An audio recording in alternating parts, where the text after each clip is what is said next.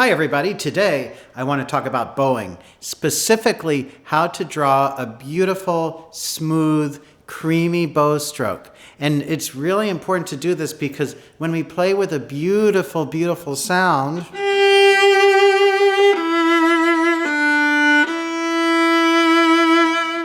a lot of us have a habit of playing with too much bow at the beginning of our strokes.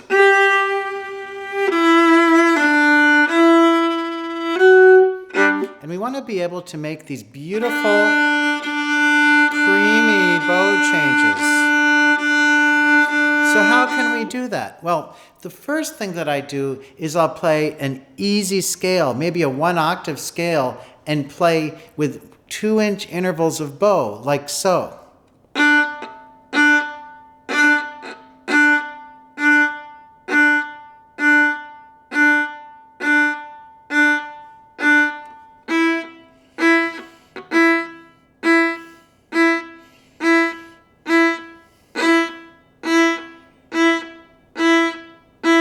Like so. Now, when I do that, I have a few objectives. One of them is to make sure that my bow goes nice and evenly through the whole stick.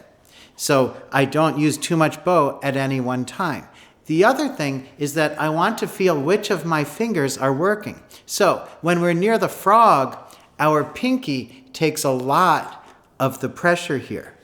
But then as I approach about 1/4 of the bow, now I'm going to be using my pinky, but adding this finger, the ring finger. And then as I get towards the middle, now I'm going to still use some of these fingers, but I'm focusing on the middle finger. And as I approach the tip, now I'm going to use the pointer finger. So the pointer finger is used up here, while the pinky is here. And really, all I need to do is to think of that finger that I want to think of and to use that and kind of pull into the bow a little bit so that that's the finger that's driving my bow stroke. So if you watch it again, right now I'm using a lot of this finger. Now I'm going to start transferring to this finger, just like that.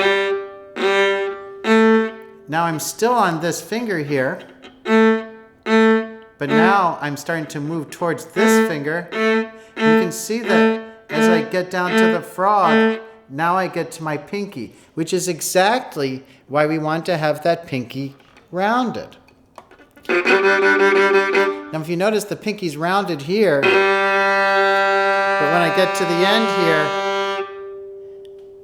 the pinky's straight.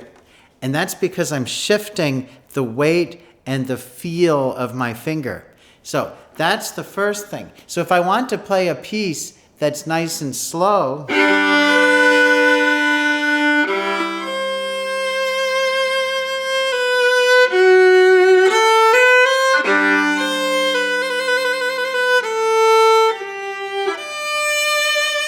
I want to be able to draw the bow nice and smoothly. So when I do this,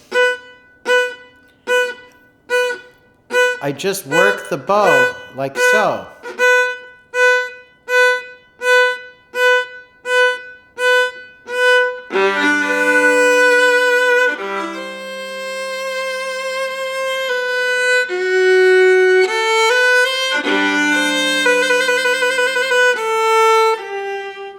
If you notice, I don't always use a whole bow.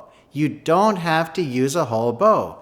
Use as much bow as you need to make a beautiful sound. I always talk about the Hummel Fantasy in my videos, I notice, because it's such a great piece to work on your sound with. So if you notice, the first up bow,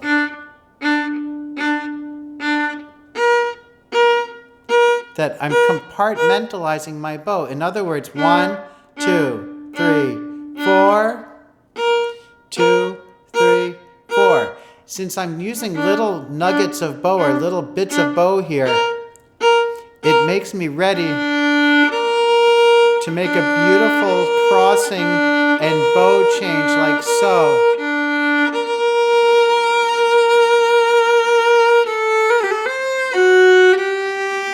That way I don't have to move the bow too quickly. It's so important.